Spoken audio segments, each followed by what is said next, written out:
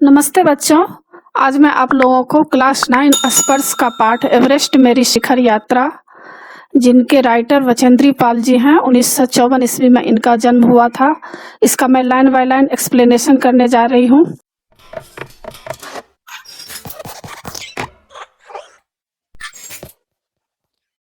बच्चों, क्लास 9 और क्लास 10 क्षितिज, कृतिका, स्पर्श, संचयन, इन सभी पुस्तकों के सारे चैप्टर्स का इंपॉर्टेंट क्वेश्चन एंड आंसर का पीडीएफ को डाउनलोड करने के लिए और क्लास 9 और क्लास 10 का टेक्स्ट बुक का पीडीएफ फाइल डाउनलोड करने के लिए आप इस वीडियो के डिस्क्रिप्शन में दिए गए प्रोसेस को फॉलो करके आसानी से पीडीएफ फाइल डाउनलोड कर सकते हैं। अगर आपके पास टेक्स्ट बुक और इम्पोर्टेंट नोट्स नहीं है तो आप इस पीडीएफ फाइल को डाउनलोड करके आसानी से पढ़ाई कर सकते हैं और अच्छे मार्क्स ला सकते हैं।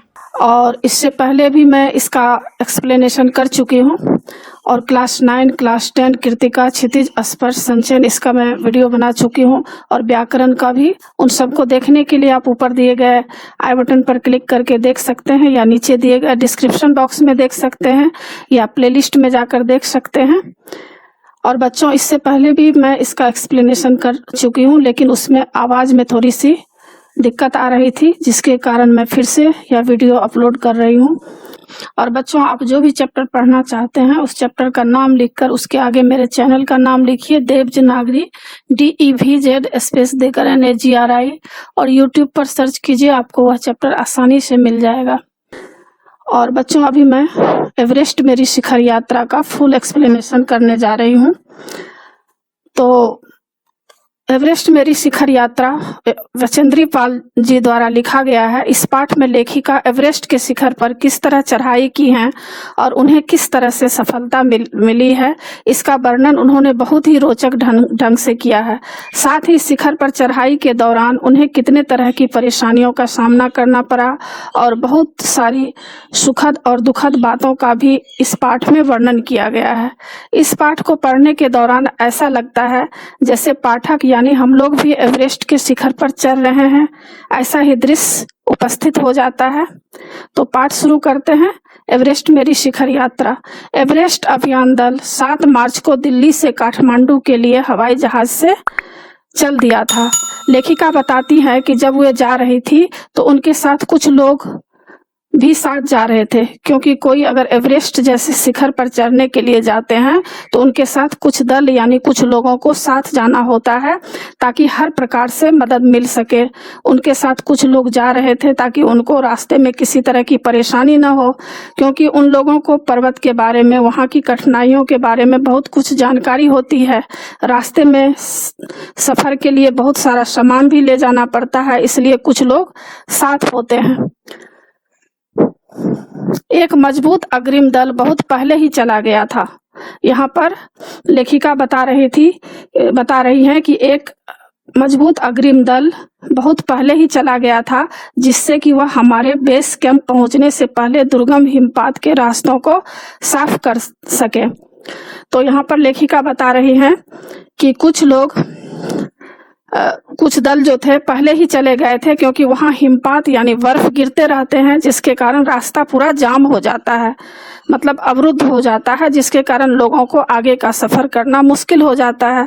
तो वे लोग बर्फ की सफाई के लिए निकल चुके थे। नमचे बाजार शेर पोलैंड का एक सर्वाधिक महत्वपूर्ण नगरीय क्षेत्र है। यहाँ पर लेखिका बता रही हैं कि नमचे बाजार शेर पोलैंड का एक बहुत ही महत्वपूर्ण टाउन है। वहाँ पर अधिकांश शेरपा, मतलब कुली, शेरपा बोलते हैं कुली को, तो अधिकांश कुली इसी स्थान पर यहीं के आसपास के गांव के होते हैं। यहाँ पर शेरपोलैंड जो है, यहाँ पर बहुत सारे शेरपा मिल जाते हैं, कुली मिल जाते हैं, क्योंकि लेखिका के साथ कुली को ले जाना बहुत ही जरूरी था। क्योंकि अगर हम एवरेस्ट के शिखर पर चढ़ाई करते हैं, कोई भी व्यक्ति अगर एवरेस्ट के शिखर पर चढ़ाई करते हैं तो उनके साथ बहुत सारा सामान भी ले जाना होता है, जैसे गैस सिलेंडर हुआ, खाना बनाने के लिए ऑक्सीजन सिलेंडर होता है, बहुत सारा दवाइयाँ होती है, पानी होता है, पानी मतलब खाने का सामान वगैरह ले जाना पड़ता है, तो वहाँ कुली को ले जाना ज़रूरी था। यह नमचे बाज़ार ही था जहाँ से मैंने सर्वप्रथम एवरेस्ट को निहारा। और लेखिका बता रही हैं कि नमचे बाज़ार से उन्होंने एवरेस्ट को पहली बार देखी, जो नेपालियों में सागर माथा के नाम से प्रसिद्ध है।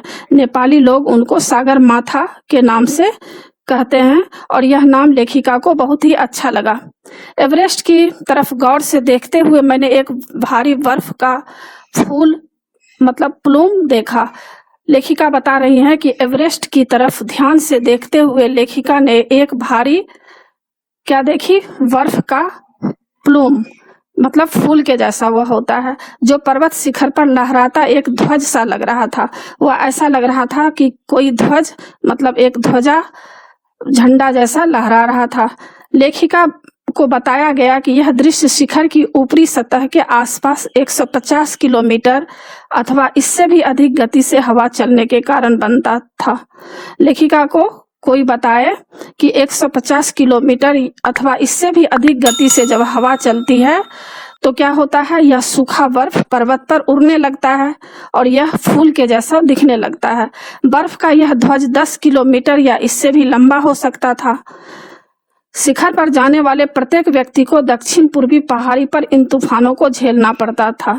यहाँ पर लेखिका बता रही हैं कि शिखर पर जो भी व्यक्ति जाते हैं तो उनको इन तूफानों का सामना करना ही पड़ता है, विशेषकर खराब मौसम में। अगर ठीक मौसम रहा तब तो ठीक है, अगर मौसम खराब रहा तो यह सबको सामना करना पड़ता है। यह मुझे डराने के लिए काफ़ी था। लेखिका जब यह सुनती है और देखती हैं इस दृश्य को तो थोड़ी देर के लिए डर जाती हैं।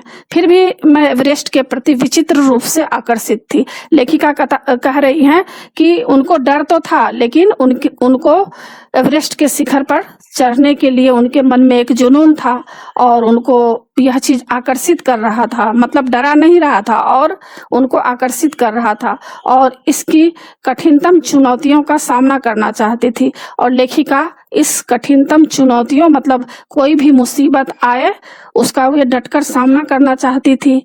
ऐसा नहीं है कि वह डर गई थी, वह चाहती थी कि चाहे कितना भरा मुश्किल भरा रास्ता हो इसका सामना वह करना ही चाह रही थी। जब हम 26 मार्च को पेरिस पहुंचे, हमें हिमस्खलन के कारण हुई एक शेरपा कुली की मृत्यु का दुखद समाचार मिला।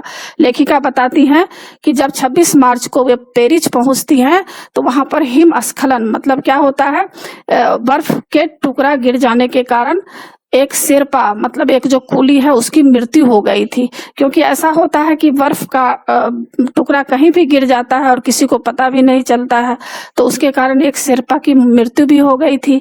खुम्भू हिमपात पर जाने वाले अभियान दल के रास्ते के बाईं तरफ सीधी पहाड़ी के धसकने से लोत्से की ओर से एक बहुत बड़ी बर्फ की चट्टान नीचे खिसक आई थी। यहाँ पर लेखिका बता रही हैं कि वहां पर एक हिमपात होता है, अलग अलग नामों से वहां पर जाना जाता है, तो एक नाम है खुम्भू हिमपात। तो खुम्भू हिमपात पर जाने वाले अभियान दल, वहां पर जितने अभियान दल जो जा रहे थे तो रास्ते के बाईं तरफ सीधी पहाड़ी के धसकने से मतलब वहां पर सीधी पहाड़ी है उसके खिसकने से लोत्से की ओर से एक बहुत बड़ी बर्फ की चट्टान नीचे खिसक आई थी, मतलब नीचे गिराई थी। 16 शेरपा कुलियों के दल में से एक की मृत्यु हो गई थी। 16 शेरपा कुली साथ में जा रहे थे जिसमें से एक की मृत्यु हो गई और 4 घायल हो गए थे। इस समाचार के कारण अभियान दल के सदस्यों के चेहरे पर छाए अवसाद को देखकर हमारे नेता कर्नल खुल्लर ने स्पष्ट किया कि एवरेस्ट जैसे महान अभियान में खतरों को और भी कभी कभी तो मृत्यु भी आदमी को सहज भाव से स्वीकार करनी चाहिए। तो इस समाचार के कारण जो अभियान दल वहां पर पर्वत पर चढ़ाई करने के लिए जो अभियान दल साथ में जा रहे थे, जब यह समाचार सुने कि चट्टान खिसक जाती है और इसमें से एक शेरपा कुली की मृत्यु भी हो गई तो सबके चेहरे पर अवसाद आ गया, मतलब वे लोग दुखी हो गए।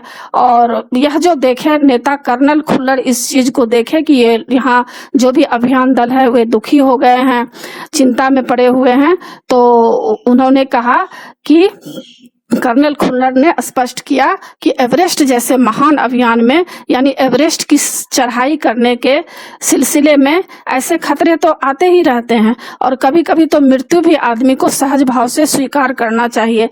उन्होंने ऐसा कहा कि इस बात से घबराना नहीं है, क्योंकि ऐसे चढ़ाई के लिए अगर हम लोग आए हैं या कोई भी व्यक्ति अगर एवरेस्ट जैसे महान शिखर पर चढ़ना चाहते हैं तो कभी कभी मृत्यु भी आ जाती है, तो इसे सहज भाव से स्वीकार करना चाहिए और इसमें कोई चिंता की बात नहीं है।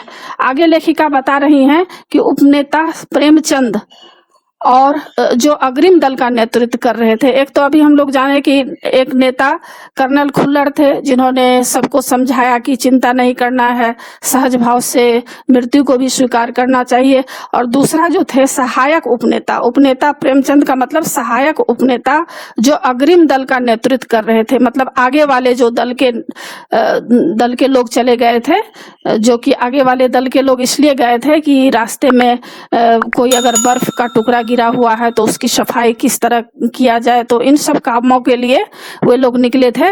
तो बता रहे हैं कि उपनेता प्रेमचंद जो अग्रिम दल का नेतृत्व कर रहे थे, वे आगे वाले दल का नेतृत्व कर रहे थे। 26 मार्च को पेरिस लौट आए और 26 मार्च को वे लोग कहाँ लौट आए? पेरिस लौट आए। उन्होंने हमारी पहली बड़ी बाधा खुम्बू हिमपात की स्थिति से हमें अवगत कराया। तो प्रेमचंद क्या अवगत कराते हैं? खुम्बू हिमपात मतलब खुम्बू बर्फबारी जो वहां हो रही थी, इसके बारे में उन्होंने जानकारी दिया।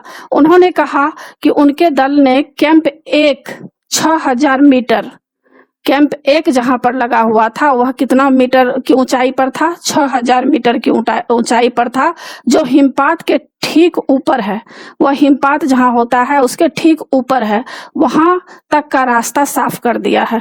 और उन्होंने ऐसा जानकारी दिया कि वह सब रास्ता जो है सब साफ कर दिया गया है।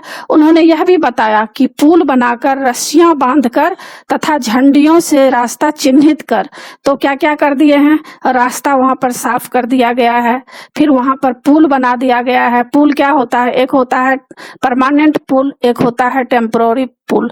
तो जब एवरेस्ट के शिखर पर लोग चढ़ाई करते हैं तो एक टेम्पररी जो होता है, थोड़ी देर के लिए इस पार से उस पार जाने के लिए एक पुल बनाया जाता है। तो यह सब काम, और रस्सियां बांधा जाता है, झंडियों से रास्ता चिन्हित कर दिए, माने यह रास्ते का जो भी काम था वे बताए प्रेमचंद की यह सब काम सारा हो चुका है। सभी बड़ी कठिनाइयों का जायजा ले लिया गया है और जो भी रास्ते में मुश्किलें आने वाली है उसका भी सब समाधान कर दिया गया है। उन्होंने इस पर भी ध्यान दिलाया कि ग्लेशियर बर्फ की नदी है और बर्फ का गिरना अभी जारी है। और उन्होंने यह भी ध्यान दिलाया, सबको कहा कि ग्लेशियर जो बर्फ की नदी है तो क्या है, वहां पर बर्फ अभी भी गिर रहा है। हिमपात में अनियमित और अनिश्चित बदलाव के कारण अभी तक के किए गए सभी काम व्यर्थ हो सकते हैं और हमें रास्ता खोलने का काम दोबारा करना पड़ सकता है। यहाँ पर प्रेमचंद बता रहे हैं कि यह सब काम तो हम लोग कर दिए हैं, जैसे पुल बनाना, रस्सियां बांधकर और झंडियों से रास्ता चिन्हित कर दिए हैं, लेकिन क्या हो रहा है वहां पर अनियमित रूप से, लगातार मतलब अनिश्चित रूप से हिमपात हो रहा है, मतलब बहुत सारा बर्फ वहां पर गिर रहा है। तो हो सकता है कि जितना भी हम लोग काम किए हैं तो वह सब जो चिन्ह हम लोग दिए हुए थे और रस्सियां जहां पर बांधे थे, झंडियां लगाए थे, वह सब हिमपात के कारण क्या होगा, फिर से वहां पर बर्फ जम जाएगा और पता भी नहीं चलेगा कि हम लोगों ने कहां पर चिन्हित किया है। तो फिर से रास्ता दोबारा फिर से यह सब हम लोगों को काम करना पड़ेगा। तो आप लोग देखते होंगे बच्चों की कितना मुश्किल भरा काम होता है, रास्ता जाने के लिए कितना सारा काम करना पड़ता है, परेशानियों का सामना करना पड़ता है। बेस कैंप में पहुंचने से पहले हमें एक और मृत्यु की खबर मिली। आगे लेखिका बता रही हैं कि बेस कैंप जहां उनको पहुंचना था उससे पहले उनको एक और मृत्यु की खबर मिली कि किसी की मृत्यु हो गई है। जलवायु अनुकूल न होने के कारण एक रसोई सहायक की मृत्यु हो गई। अब उसमें से जो रसोईया गया था खाना बनाने के लिए, तो रसोई के साथ एक सहायक रसोईया होते हैं जो कि रसोई बनाने मतलब खाना बनाने वाले का मदद करते हैं, जैसे सब्जी काट देना, जैसे चावल धोना, आटा गूंथना, यह सब काम एक सहायक रसोई करते हैं। तो क्या हो गया, जलवायु अनुकूल नहीं था, वहां पर लगातार बर्फबारी हो रहा था और उसके कारण उसको सहन नहीं हो पाया और वह उसकी क्या हो गई, मृत्यु हो गई। निश्चित रूप से हम आशाजनक स्थिति में नहीं चल रहे थे। लेखिका बता रही हैं कि हम लोग जो थे आशाजनक स्थिति में नहीं थे, यानी हम लोगों के साथ लगातार कुछ न कुछ परेशानियां आ रही थी। कुछ समय पहले बताया ही गया कि एक शेरपा कुली की मृत्यु हो गई, फिर एक रसोइया की मृत्यु हो गई, बर्फबारी हो रहा है। तो इन लोगों को थोड़ी सी चिंता हो रही थी कि आगे का सफर किस तरह किया जाए। आगे लेखिका बताती हैं कि एवरेस्ट शिखर को मैंने पहली 2 बार देखा था। लेखिका पहले 2 बार भी एवरेस्ट शिखर को देख चुकी थी, लेकिन दूर से देखी थी। बेस कैंप पहुंचने पर दूसरे दिन मैंने एवरेस्ट पर्वत तथा उसकी अन्य श्रेणियों को देखा। जब वे बेस कैंप पहुंचती हैं तो वहां पहुंचने पर दूसरे दिन लेखिका एवरेस्ट पर्वत तथा अन्य श्रेणी को देखी है। मैं भौचक्की होकर खड़ी रह गई और एवरेस्ट, लोहत्से और नुत्से की ऊंचाइयों से घिरी बर्फीली टेढ़ी मेरी नदी को निहारती रह गई। अब यहाँ पर लेखिका बता रही हैं कि जब बेस कैंप में वे पहुंचती हैं तो क्या हुआ, वहां पर देखती हैं कि वहां क्या है, टेढ़ी मेढ़ी बर्फीली नदी है और बहुत सारी ऊंचाई गहराई का रास्ता है। ऐसा नहीं है कि रास्ता एकदम सपाट है और आराम से चले जाएं, ऐसा नहीं है। वहां पर लेखिका जब देखी है कि टेढ़ी मेढ़ी बर्फीली रास्ता है और रास्ता किस तरह चढ़ा जाए, तो यह देख करके उनको बहुत चक्की रह गई, मतलब वह आश्चर्यचकित रह गई। थोड़ी देर के लिए उनको टेंशन हो गया, मतलब कि कैसे हम आगे बढ़ें। आगे लेखिका बताती हैं कि हिमपात अपने आप में एक तरह से बर्फ के खंडों का अव्यवस्थित ढंग से गिरना था। हिमपात क्या होता है, बर्फबारी जो होती है, बर्फ जो गिरता है। तो यहाँ पर बता रही है लेखिका कि हिमपात अपने आप में एक तरह से बर्फ के खंडों का अव्यवस्थित ढंग से गिरना ही था। क्या होता है, हिमपात होने से बर्फ इस तरह गिरता है कि कोई व्यवस्थित रूप में नहीं गिरता है। ऐसा नहीं है कि एक ही जगह कहीं गिरेगा, वह कहीं भी गिर सकता है, किसी के बॉडी पर गिर सकता है, किसी के सर पर गिर सकता है। तो इससे कब गिरेगा यह भी बात पता नहीं है, रास्ते में चलते समय भी गिर सकता है। तो इस तरह से लेखिका बता रही हैं कि दुर्गम रास्ता किस तरह से वे सफर की हैं। हमें बताया गया कि ग्लेशियर के बहने से अक्सर बर्फ में हलचल हो जाती है। कभी क्या होता है, ग्लेशियर जो है उसमें बहाव हो जाता है, मतलब बर्फ पिघल जाता है और वहां पर हलचल हो जाता है। तो बड़ा बड़ा, जिससे क्या होता है, बड़ी बड़ी बर्फ की चट्टानें तत्काल गिर जाया करती है। और जब ग्लेशियर के बहने से बर्फ में क्या होता है, बर्फ जब पिघल जाता है तो वहां पर बड़ी बड़ी जो बर्फ की चट्टानें हैं वह गिर जाया करती है और अन्य कारणों से भी अचानक प्रायः खतरनाक स्थिति धारण कर लेती है। और भी कारण से हो सकता है कि वहां पर बहुत ही खतरनाक स्थिति हो जाता है। सीधे धरातल पर दरार पड़ने का विचार और इस दरार का गहरे चौड़े हिम विदर में बदल जाने का मात्र ख्याल ही बहुत ही डरावना था। यहाँ पर लेखिका कह रही हैं कि क्या होता है,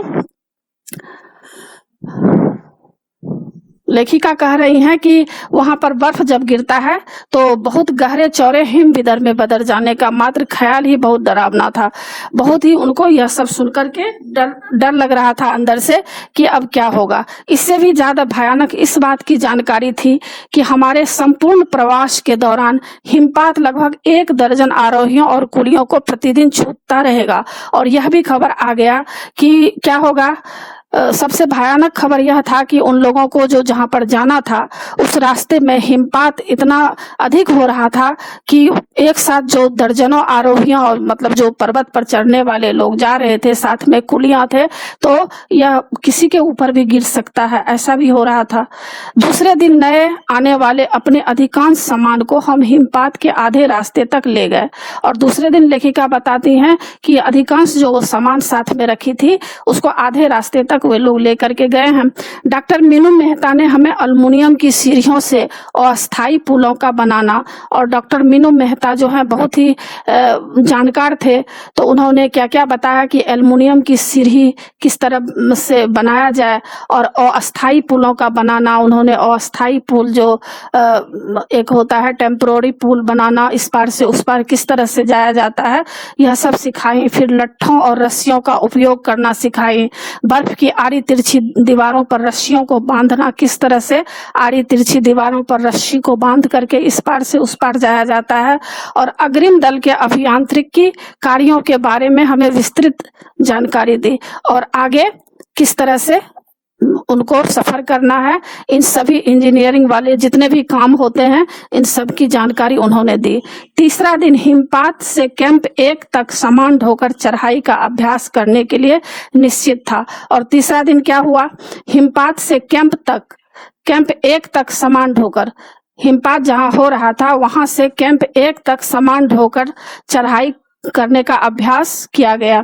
रीता गोम्बू तथा मैं साथ साथ चल रहे थे। रीता गोम्बू और लेखिका साथ में जा रहे थे। हमारे पास एक वॉकी टॉकी था जिससे हम अपने हर कदम की जानकारी बेस कैंप को दे रहे थे, और उन लोगों के पास एक वॉकी टॉकी था जिसके सहारे हुए लोग जो भी जहां जाती थी वहां पर क्या समाचार है हर बात की जानकारी हुए वॉकी टॉकी से दे रहे थे। कर्नल खुल्लर उस समय खुश हुए जब हमने उन्हें अपने पहुंचने की सूचना दी, और लेखिका जब वहां पर कैंप 1 पर पहुंच गई हैं तो इस बात का कर्नल खुल्लर को जानकारी दी तो वे बहुत ही खुश हो गए जब हमने उन्हें अपने पहुंचने की सूचना दी, क्योंकि कैंप 1 पर पहुंचने वाली केवल हम 2 ही महिलाएं थी, और वहां कैंप 1 पर पहुंचने के लिए केवल 2 महिलाएं, कौन कौन, रीता गोम्बू और लेखिका 2 ही महिलाएं थी। तो कर्नल खुल्लर बहुत खुश हो गए। आगे लेखिका बता रही है कि अंगदौर जी, लोपसांग और गगन विस्सा ये 3 व्यक्ति के नाम हैं। तो अंततः साउथ कोल पहुंच गए और 29 अप्रैल को 6900 मीटर पर उन्होंने कैंप 4 लगाया। उन लोगों ने अंगदौर जी, लोपसांग और गगन विस्सा ये लोग कहाँ पहुंच गए, साउथ कोल, और 29 अप्रैल को 6900 मीटर पर उन्होंने कैंप 4 लगाया।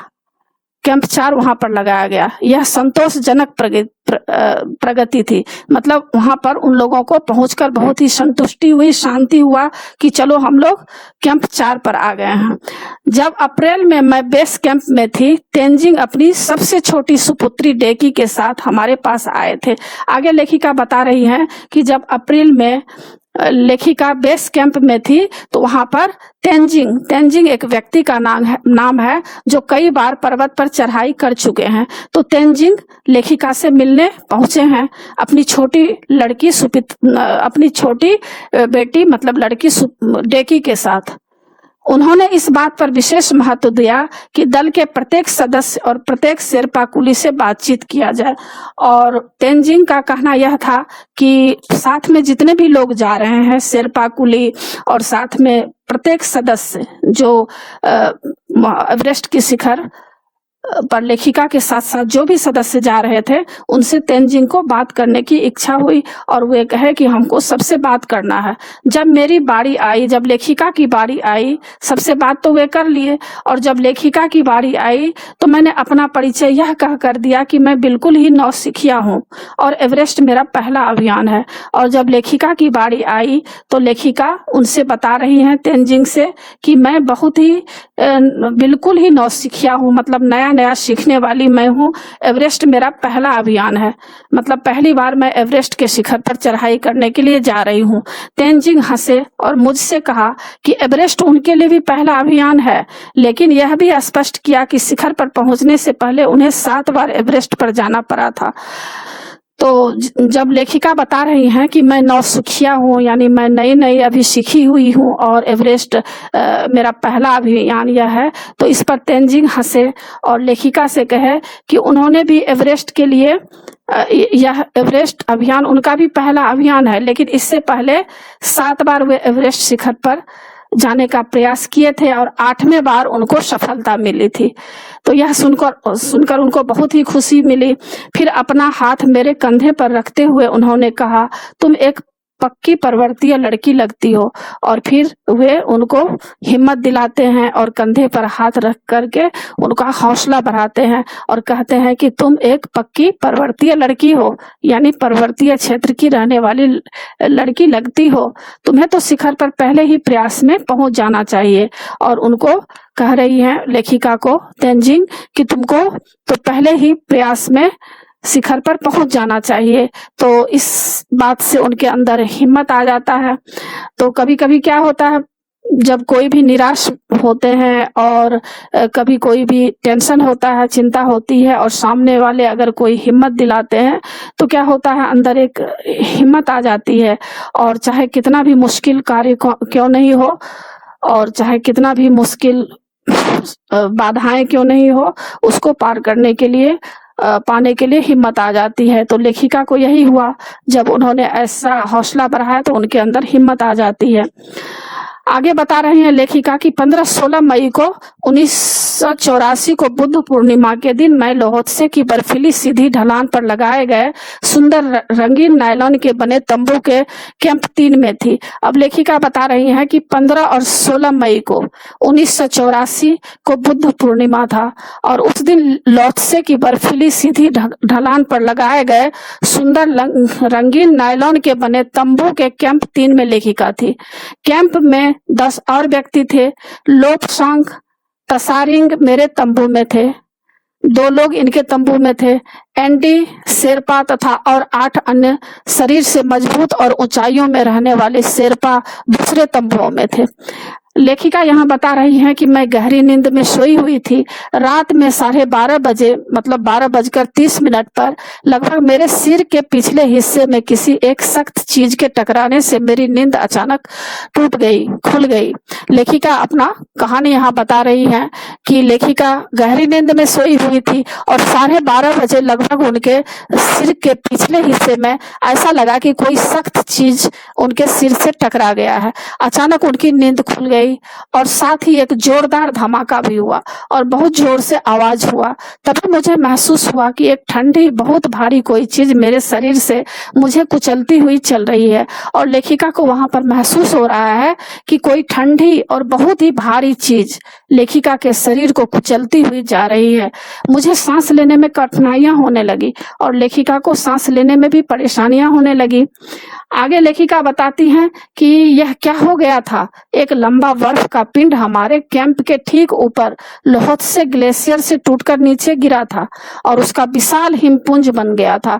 अब लेखिका यहाँ बता रही है कि एक लंबा बर्फ का पिंड मतलब बहुत बड़ा बर्फ का एक टुकड़ा लेखिका के कैंप के ठीक ऊपर लोहोत्से ग्लेशियर से टूटकर नीचे आ गिरा था और उसका विशाल हिमपुंज बहुत बड़ा पुंज बन गया था, मतलब बहुत सारा इकट्ठा हो गया था। हिमखंडों, बर्फ के टुकड़ों तथा जमी हुई बर्फ के इस विशालकाय पुंज ने एक एक्सप्रेस रेलगाड़ी की तेज गति और भीषण गर्जना के साथ सीधी ढलान से नीचे आते हुए हमारे कैंप को तहस नहस कर दिया। और लेखिका बता रही हैं कि हिमखंडों और बर्फ का जो टुकड़ा है और बहुत सारा जमा हुआ बर्फ, यह सब विशाल पुंज सारा जो है बर्फ का बहुत बड़ा विशाल पुंज एक एक्सप्रेस मतलब बहुत ही तेज गति के साथ और भीषण गर्जना के साथ सीधी ढलान से नीचे आते हुए मतलब पूरे ढलान से नीचे आते हुए लेखिका के कैंप में को तहस नहस कर दिया, मतलब पूरे तरह से बर्बाद कर दिया, तोड़ फोड़ दिया। वास्तव में हर व्यक्ति को चोट लगी थी। अब यहाँ पर बताया गया है कि कितना उनको मुसीबतों का सामना रास्ते में करना पड़ा और उसमें से जितने भी व्यक्ति थे हर व्यक्ति को कुछ न कुछ चोट लगी थी। यह एक आश्चर्य था कि किसी की मृत्यु नहीं हुई थी। चोट तो गहरी लगी थी लेकिन ईश्वर की दया है कि किसी को की मृत्यु नहीं हुई थी। आगे लेखिका बताती हैं कि लोपसांग अपनी स्विस छुरी की मदद से हमारे तंबू का रास्ता साफ करने में सफल हो गए थे और लोपसांग नाम का एक व्यक्ति था जो एक स्विस छुरी होती है जो बर्फ को साफ किया जाता है।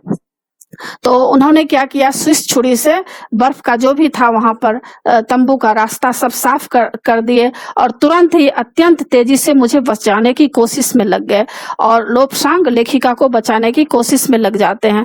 थोड़ी सी भी देर का सीधा अर्थ था मृत्यु। अगर थोड़ा सा वे देर कर दिए होते लेखिका को बचाने में तो लेखिका की मृत्यु भी हो सकती थी। बड़े बड़े हिम पिंडों को मुश्किल से हटाते हुए उन्होंने मेरे चारों तरफ करे जमे बर्फ की खुदाई की और बर्फ का टुकड़ा हिम पिंडों को मुश्किल से हटाए और उन्होंने क्या किए, लेखिका के चारों तरफ जो बर्फ जमा हुआ था उसको हटाए और बर्फ की कब्र से ऐसा बन गया था कि लगता था कि लेखिका बर्फ के कब्र में वहां पर लेटी हुई हैं। इस तरह से बर्फ चारों तरफ से उनके बॉडी के ऊपर छा गया था। तो उसको लोपसांग स्विस छुरी की मदद से और बहुत ही मेहनत से लेखिका को बाहर निकालने में सफल हो पाए।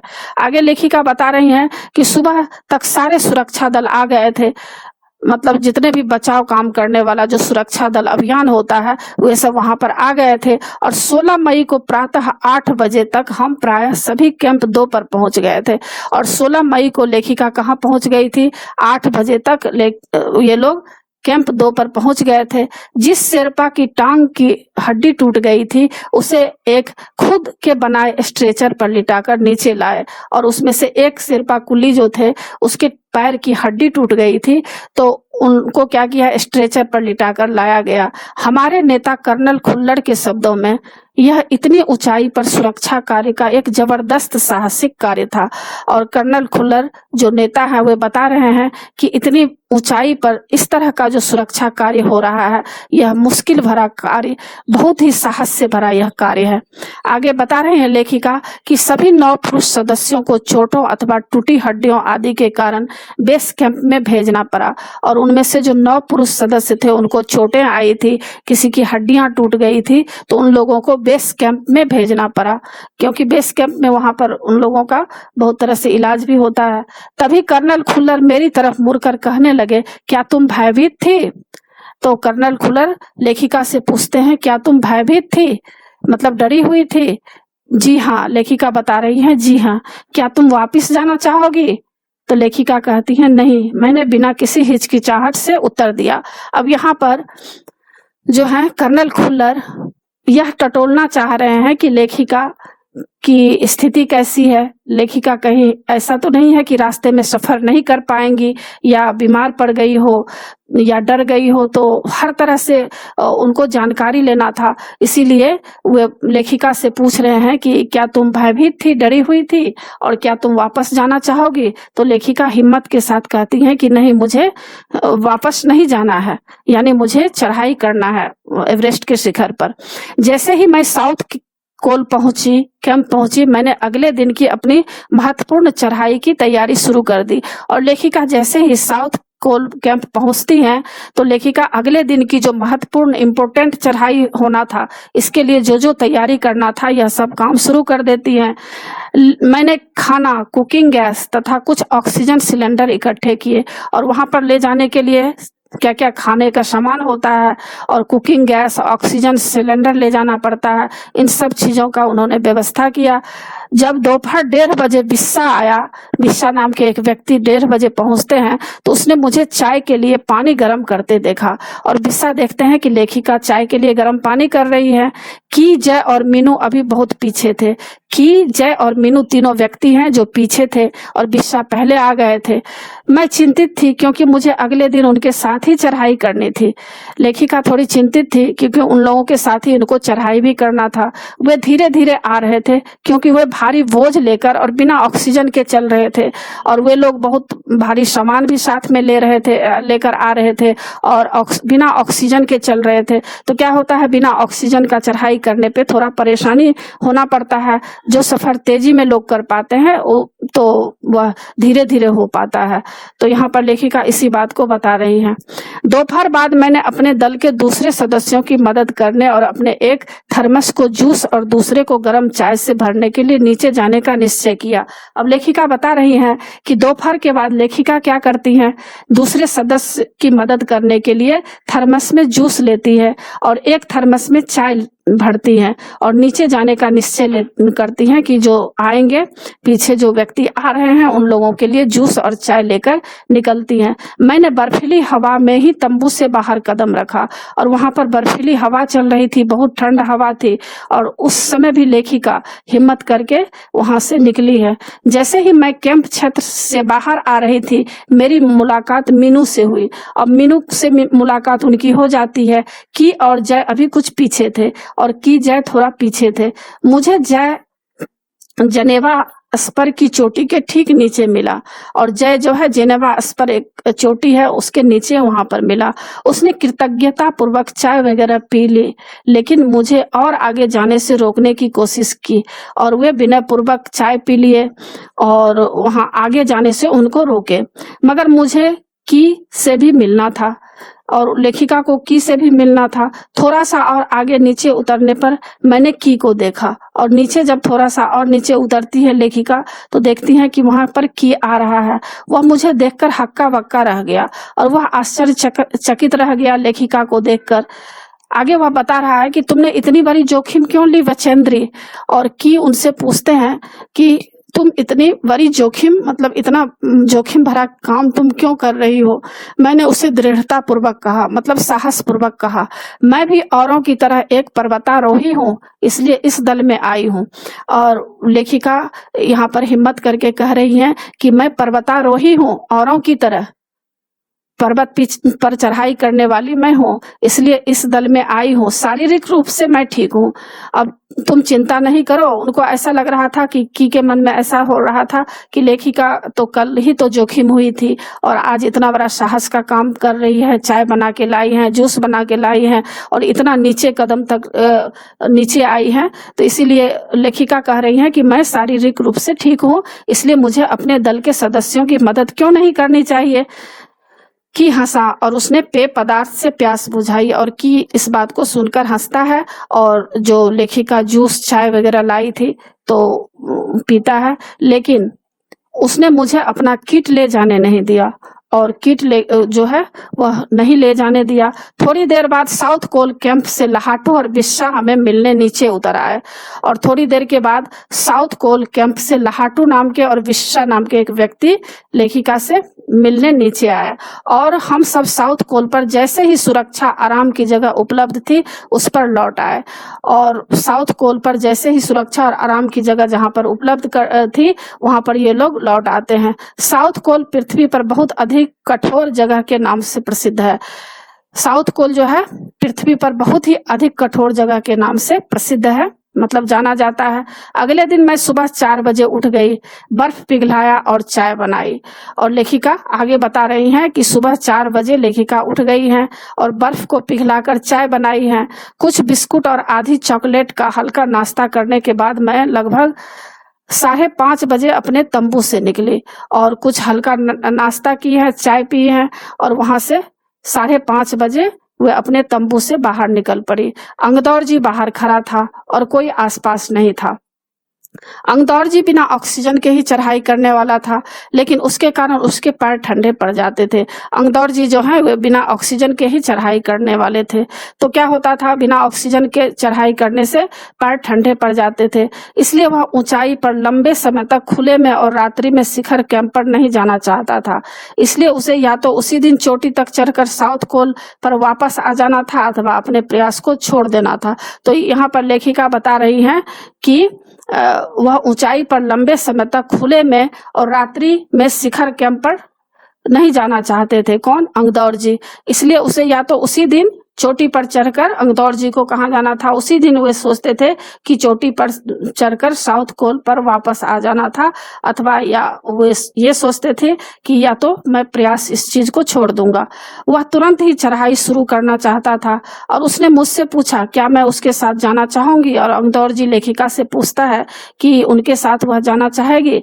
एक ही दिन में साउथ कोल से चोटी तक जाना और वापस आना बहुत कठिन और श्रम साध्य होगा और लेखिका को ऐसा लग रहा था कि एक ही दिन में साउथ कोल की चोटी जाना और फिर वापस आना बहुत ही मुश्किल भरा काम होगा। इसके अलावा यदि अंगदौर जी के पैर ठंडे पड़ गए तो उसके लौटकर आने का भी जोखिम था, यह भी बात थी।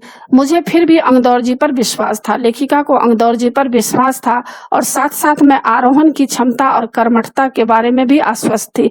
और अंगदौर जी के बारे में लेखिका जान चुकी थी कि वे किस तरह कर्मठ व्यक्ति हैं, इन सब बातों को वे जानती थी। अन्य कोई भी व्यक्ति उस समय साथ चलने के लिए तैयार नहीं थे, उस समय और कोई व्यक्ति साथ जाने के लिए तैयार नहीं थे। सुबह 6:20 पर जब अंगदौर जी और मैं साउथ कोल से बाहर आ निकले तो दिन ऊपर चढ़ आया था। 6:20 पर अंगदौर जी और लेखिका साउथ कोल से बाहर निकल गए तो दिन ऊपर आ गया, चढ़ गया था। मतलब सूरज की रोशनी अधिक फैल गया था, दिन हो गया था। हल्की हल्की हवा चल रही थी, लेकिन ठंड भी बहुत अधिक थी। मैं अपने आरोही उपस्कर में काफी सुरक्षित और गर्म थी और लेखिका तरह से अपने आप को सुरक्षित कर ली थी, अपने बॉडी को गर्म कर ली थी। हमने बगैर रस्सी के ही चढ़ाई की। लेखिका बिना रस्सी का चढ़ाई करती है। अंगदौर जी एक निश्चित गति से ऊपर चढ़ते गए और मुझे भी उसके साथ चलने में कोई भी कठिनाई नहीं हुई और अंगदौर जी के साथ लेखिका को चढ़ने में किसी भी तरह की कठिनाई नहीं हुई। जमे हुए बर्फ की सीधी व ढलाऊ चट्टानें इतनी सख्त और भुरभुरी थी मानो शीशे की चादरें बिछी हो। आगे जब लेखिका जाती है तो देखती है कि वहां बहुत ही बर्फ जमा हुआ है और सीधी व ढलाऊ चट्टान बहुत ही सख्त और भुरभुरी जैसा था। ऐसा लग रहा था कि जैसे शीशे का चादर वहां पर बिछा हुआ हो। हमें बर्फ काटने के फावरे का इस्तेमाल करना ही पड़ा और इन लोगों के पास बर्फ को काटने का एक कोई हथियार होता है, उसका इस्तेमाल करना पड़ा और मुझे इतनी सख्ती से फावरा चलाना पड़ा। उस फावरा को बोलते हैं जो बर्फ को हटाने वाला एक होता है, तो उस फावरे से सारे बर्फ को हटा देती हैं। मैंने उस खतरनाक स्थलों पर एक कदम अच्छी तरह सोच समझकर उठाया और वे सोच समझकर आगे चल रही थी। 2 घंटे से कम समय में ही हम शिखर कैंप पर पहुंच गए। लेखिका यहाँ पर बता रही है कि 2 घंटे से ही कम समय में उन लोगों ने शिखर कैंप पर पहुंच गए। अंगदौर जी ने पीछे मुड़कर देखा और मुझसे कहा, क्या मैं थक गई हूँ? और अंगदौर जी लेखिका का ख्याल भी रख रहे थे, पूछ रहे थे कि लेखिका कहीं थक तो नहीं गई है। लेखिका जवाब दी नहीं, जिसे सुनकर वे बहुत आश्चर्यचकित और आनंदित हुए और उनको इस बात से आश्चर्यचकित भी होना पड़ रहा है कि इतना बर्फ भरा रास्ता में चल रही है और खुश भी नजर आ रही है। तो उन्होंने कहा कि पहले वाले दल ने शिखर कैंप पर पहुंचने में 4 घंटे लगाए थे। यहाँ पर अंगदौर जी उनको बता रहे हैं कि पहले वाले दल जो शिखर कैंप पर पहुंचे थे उनको कितना घंटा लगा था? 4 घंटा। और यदि हम इसी गति से चलते रहे तो हम शिखर पर दोपहर 1 बजे तक पहुंच जाएंगे। और उनका कहना था कि इसी तेज गति से अगर हम लोग चलते रहेंगे तो 1 बजे तक हम लोग शिखर पर पहुंच जाएंगे।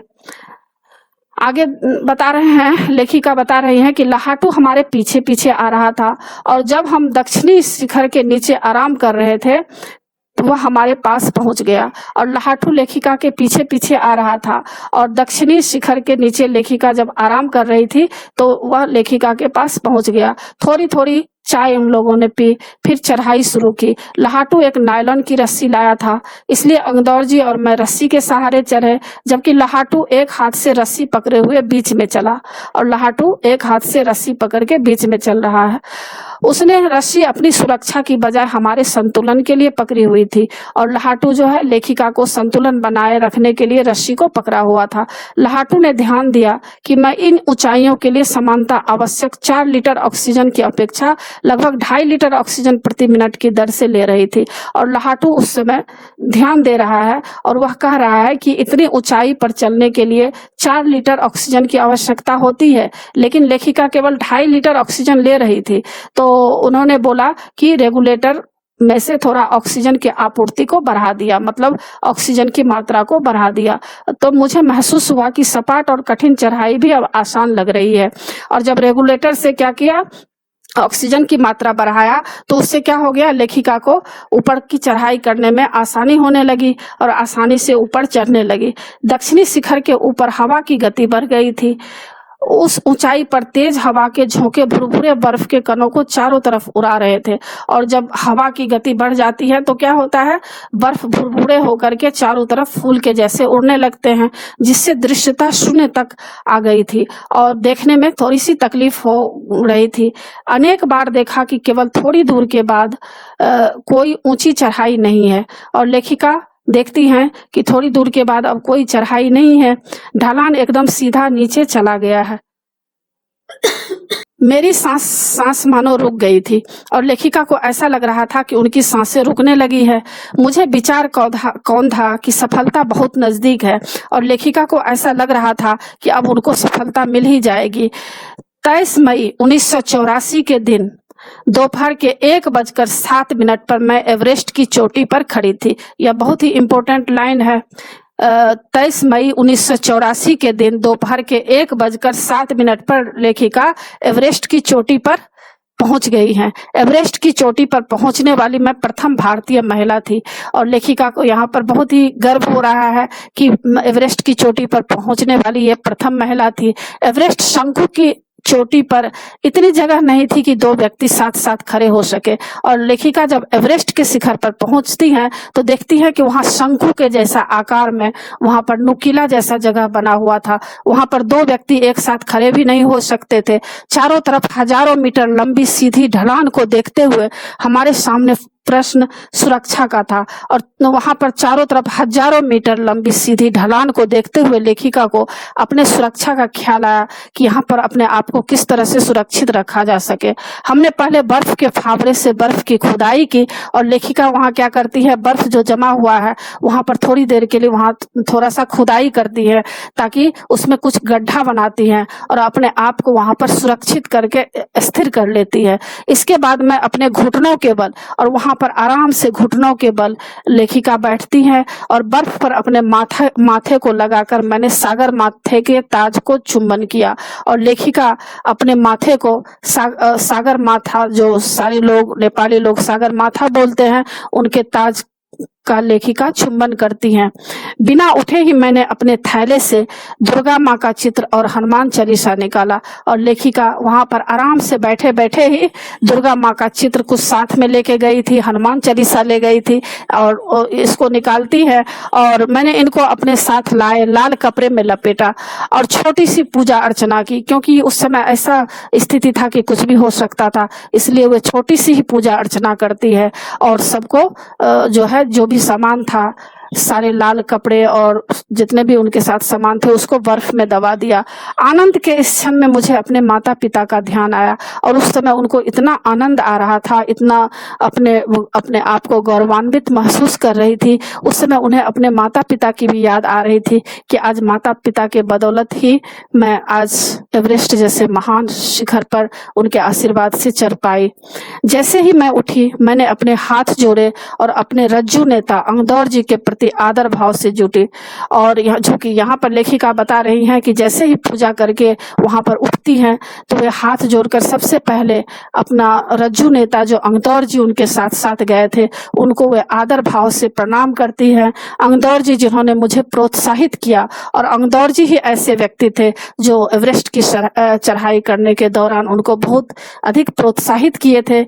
वैसे तो जितने भी साथ गए थे उनको सारे लोग उनको प्रोत्साहित किए हैं, लेकिन एवरेस्ट के ऊंचाई पर जब जा रहे थे तो अंगदौर जी उनको बहुत ही प्रोत्साहित किए थे और मुझे लक्ष्य तक पहुंचाया था और उन्होंने हिम्मत बढ़ाई थी जिससे लेखिका उस लक्ष्य तक पहुंच पाई। मैंने उन्हें बिना ऑक्सीजन के एवरेस्ट की दूसरी चढ़ाई चढ़ने पर बधाई दी और लेखिका उनको बधाई देती हैं कि दूसरे बार भी बिना ऑक्सीजन के ही अंगदौर जी एवरेस्ट की चढ़ाई किए हैं। उन्होंने मुझे गले से लगाया और मेरे कानों में फुसफुसाया और लेखिका को अंगदौर जी गले से लगा लेते हैं और कानों में कुछ कहते हैं, दीदी तुमने बहुत अच्छी चढ़ाई की, मैं बहुत प्रसन्न हूँ। और अंगदौर जी कहते हैं कि दीदी तुमने बहुत ही अच्छी चढ़ाई की है और मैं बहुत ही प्रसन्न हूँ। कुछ देर बाद सोनम पुलजर पहुंचे और उन्होंने फोटो लेने शुरू कर दिए। उस समय ऐसा दृश्य था कि लोग फोटो ले रहे थे। इस समय तक लाहाटू ने हमारे नेता को एवरेस्ट पर हम चारों के होने की सूचना दे दी थी और लाहाटू जो है एवरेस्ट पर पहुंचने के बारे में सूचना दे दी थी। तब मेरे हाथ में वॉकी टॉकी दिया गया। कर्नल खुल्लर हमारी सफलता से बहुत प्रसन्न थे और कर्नल खुल्लर जो थे ये बहुत ही प्रसन्न थे। मुझे बधाई देते हुए उन्होंने कहा, मैं तुम्हारी इस अनूठी उपलब्धि के लिए तुम्हारे माता पिता को बधाई देना चाहता हूं। और कर्नल खुल्लर उनको बताते हैं कि यह जो तुम अनूठी उपलब्धि प्राप्त की हो इसके लिए मैं तुम्हारे माता पिता को धन्यवाद करना चाहता हूं, बधाई देना चाहता हूं। वे बोले कि देश को तुम पर गर्व है और अब तुम ऐसे संसार में वापस जाओगी जो तुम्हारे अपने पीछे छोड़े हुए संसार से एकदम भिन्न होगा। और वे बोलते हैं कि देश को तुम्हारे ऊपर गर्व है और तुम ऐसे संसार में वापस जाओगी जो तुम्हारे अपने पीछे हुए संसार से एकदम भिन्न होगा। यानी पहले जो तुमको जो संसार में इज्जत मिलता था उससे कई लाख गुना, अरब गुना तुमको अब इज्जत मिलेगा। अब तुमको दुनिया उस नज़र से देखेगी और जो एक सेलिब्रिटी के नज़र सेलिब्रिटी को लोग देखते हैं और लोग तुम्हें याद करेंगे इस काम के लिए और जब तक दुनिया रहेगी तब तक तुम्हारी याद लोग करेंगे। तो यह था पाठ बच्चों, आशा है आप लोगों को सब समझ में आ गया होगा और बच्चों मेरे चैनल देव नागरी को जरूर सब्सक्राइब कीजिएगा और सब्सक्राइब के बगल में जो बेल आइकन बटन है उसे क्लिक कीजिएगा, लाइक कीजिएगा और शेयर कीजिएगा। कमेंट्स जरूर कीजिएगा कि आपको यह पाठ कैसा लगा। नए पाठ के साथ फिर मैं मिलूंगी। धन्यवाद बच्चों।